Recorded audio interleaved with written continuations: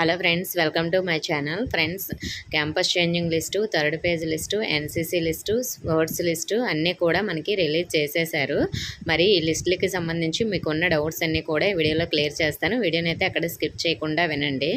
అలాగే మనకి థర్డ్ పేజ్లో ఎందుకు అన్ని సీట్స్ వచ్చాయి, అలాగే కొంతమంది అర్జెంటుగా ఈ క్యాంపస్కి లగేజ్తో రండి అని కూడా మనకి నోట్ అయితే వచ్చింది కదా. ఈ డీటెయిల్స్ అన్నీ వీడియోలో తెలుసుకుందాం. వీడియోని అయితే అక్కడే స్కిప్ చేయకుండా వినండి. ఫ్రెండ్స్, మనకి క్యాంపస్ చేంజింగ్ రిజల్ట్స్ అయితే వచ్చాయి. ఇలా క్యాంపస్ చేంజ్ అయిన వాళ్ళు న్యూ క్యాంపస్కి అయితే మీరు రిపోర్ట్ చేయొచ్చు. ఆల్రెడీ మీరు ఓల్డ్ క్యాంపస్కి రిపోర్ట్ చేసి ఉన్నా కూడా అక్కడి నుంచి అయితే మీరు న్యూ క్యాంపస్కి వెళ్ళిపోవచ్చు. ఎవరైతే ఇంకా క్యాంపస్కి వెళ్ళలేదో వాళ్ళైతే న్యూ క్యాంపస్కి అర్జెంటుగా వెళ్ళి రిపోర్ట్ చేయండి, ఎందుకంటే ఇప్పటికే బాగా లేట్ అయింది కాబట్టి. అలాగే నెక్స్ట్ మనకి ఒంగోలు క్యాంపస్, ఆర్కే వ్యాలీ క్యాంపస్కి సంబంధించి థర్డ్ పేజ్ లిస్ట్లో మనకి ఒక నోట్ అయితే ఇచ్చారు. వీళ్ళకి 21 నుంచే క్లాసులు స్టార్ట్ అయిపోయాయి కాబట్టి లగేజ్తో మీరు రండి కౌన్సిలింగ్కి అని అయితే అక్కడ ఇచ్చారు. అంటే థర్డ్ పేజ్ లిస్ట్లో ఎవరైతే ఒంగోలు క్యాంపస్, ఆర్కే వ్యాలీ క్యాంపస్కి సెలెక్ట్ అయ్యారో వాళ్ళందరూ కూడా కౌన్సిలింగ్కి లగేజ్తో 29వ తేదీని వెళ్ళిపోండి. కౌన్సిలింగ్ కంప్లీట్ అయిపోయిన తర్వాత మీరు కాలేజ్లో అక్కడే రిపోర్ట్ చేసేయచ్చు. ఎందుకంటే మిగతా వాళ్ళు లగేజ్తో రావద్దన్నారు. మిగతా వాళ్ళు శ్రీకాకుళం, న్యూజివీడి వాళ్ళు లగేజ్తో వెళ్ళి మళ్ళీ శ్రీకాకుళం, న్యూజివీడి వెళ్ళాలి కదా. కాబట్టి వాళ్ళు శ్రీకాకుళం, న్యూజివీడి వాళ్ళు లగేజ్ లేకుండా వెళ్ళి కౌన్సిలింగ్ కంప్లీట్ చేసుకోండి.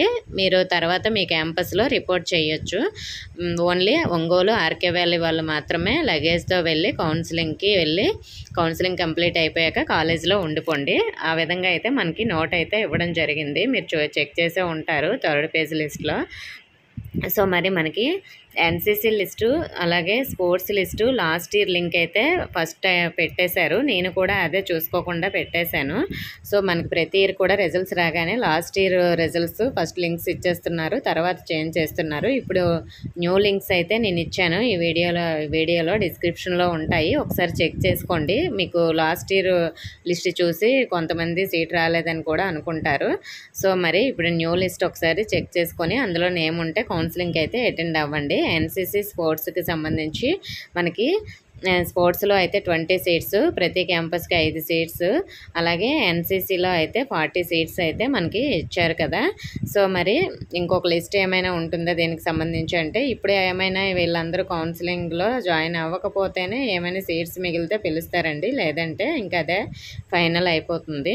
సో మరి మనకి థర్డ్ పేజ్ లిస్ట్లో 408 సీట్లు ఎందుకు ఇచ్చారు? ఇంతకుముందు మనకి PH కేటగిరీలో మిగిలిన సీట్లతో కలుపుకొని 368 సీట్లే కదా రావాలి. మరి 408 సీట్లు ఎందుకు వచ్చాయి అనే డౌట్ అయితే మీకు ఉండొచ్చు.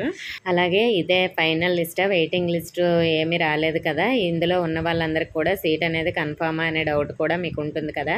ఫ్రెండ్స్, ఈ లిస్ట్లో ఉన్న వాళ్ళ నేమ్స్ అందరికీ కూడా సీట్ అయితే కన్ఫామేనండి. మనకి వెయిటింగ్ లిస్ట్ ఇవ్వాలి కానీ ఇవ్వలేదు.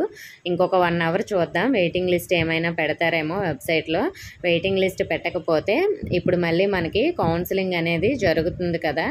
కౌన్సిలింగ్ జరిగిన తర్వాత ఇంకా ఏమైనా కొంతమంది కౌన్సిలింగ్కి అటెండ్ అవ్వకపోయినా, కొంతమంది కాలేజీలో జాయిన్ అవ్వకపోయినా సీట్స్ ఏమైనా మిగిలితే మళ్ళీ 4th పేజ్ అనేది పెడతారు. వెయిటింగ్ లిస్ట్ ఏమైనా ఈరోజు మనకి వెబ్సైట్లో పెడితే ఇంకా 4th పేజ్ అనేది ఉండదు. ఆ వెయిటింగ్ లిస్ట్లో ఉన్న వాళ్ళు వెళ్తారు. ఇప్పుడు మనకి వచ్చే థర్డ్ లిస్ట్లో ఉన్న వాళ్ళు ఎవరైనా జాయిన్ అవ్వకపోతే ఆ వెయిటింగ్ లిస్ట్లో ఉన్న వాళ్ళకి ఇస్తారు, లేదంటే లేదు.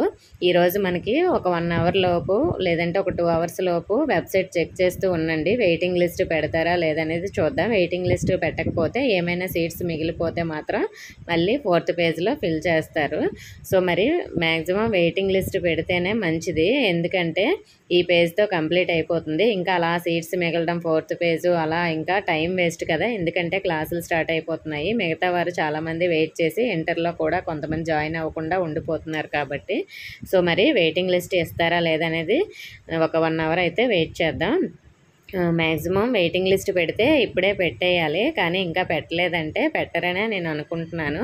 కానీ ఏమైనా వాళ్ళు వెయిటింగ్ లిస్ట్ లేట్గా పెట్టొచ్చేమో చూద్దాం.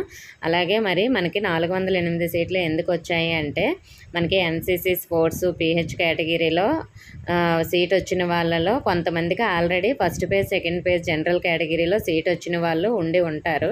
అప్పుడు మరి ఇప్పుడు ఎన్సీసీ స్పోర్ట్స్లో సీట్స్ ఇచ్చారు కాబట్టి జనరల్లో కొన్ని ఖాళీ అవుతాయి. సో ఒక 40 సీట్స్ వరకు ఈ విధంగా ఖాళీ అయ్యి ఉండొచ్చు. అందుకే 408 సీట్లు వచ్చాయి. కొంతమంది ఇంట్రెస్ట్ లేక ఫస్ట్ పేజ్ సెకండ్ పేజ్లో సీట్ వచ్చిన వాళ్ళు ఇంటికి వెళ్ళిపోయి ఉండొచ్చు. ఎందుకంటే కాలేజ్ నచ్చలేదనో లేదంటే ఫుడ్ నచ్చలేదనో ఇలాంటి కారణాలతో చాలామంది ఫస్ట్ పేజ్లో సెకండ్ పేజ్లో కౌన్సిలింగ్కి వెళ్ళి జాయిన్ అయ్యి కూడా కొంతమంది వెళ్ళిపోతూ ఉంటారు. లాస్ట్ ఇయర్ కూడా ఒక 50 సీట్స్ అయితే ఈ విధంగా టీసీలు తీసుకొని వెళ్ళిపోయారని లాస్ట్ పేజ్లో కలిపి అయితే ఇచ్చారు.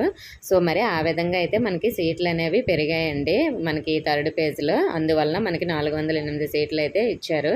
ఓకే ఫ్రెండ్స్, మీకు ఇంకా ఏమైనా డౌట్స్ ఉంటే నేను మధ్యాహ్నం 3 గంటలకి లైవ్ అయితే పెడతాను. అందులో మీరు ఏమైనా డౌట్స్ ఉంటే కామెంట్ చేయండి. నేను లైవ్లో రిప్లై అయితే ఇస్తాను. ప్రతి కామెంట్కి అయితే రిప్లై ఇవ్వలేకపోతున్నాను.